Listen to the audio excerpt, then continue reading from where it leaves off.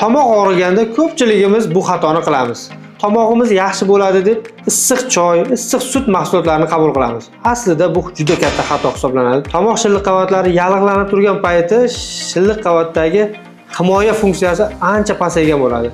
Issiq choy, issiq sut mahsulotlari tomoq shilliq qavatini kuydirib, infeksiyani yanada tarqalishiga sababchi bo'lib, og'riqni kuchayishiga sababchi bo'ladi. Tomoq og'rigan vaqtda tomoq qiziydi. Ko'pchilik muzday narsalar yegisi keladi. Morojniy, sovuq suv ichgisi keladi, lekin bu kasallikni yanada kuchayishiga sababchi bo'ladi. Chunki sovuq temperatura hisobiga shamollash infeksiyalarni yanada ko'payishiga, immunitet tushishiga sababchi bo'ladi. Tomoq og'riganda eng samarali va yaxshi usul tomoqni uy sharoitida Laraben, Romashka, Eludrel, Furasilin kabi dori vositalar bilan 4-5 mahal 4-5 kun chayiladi.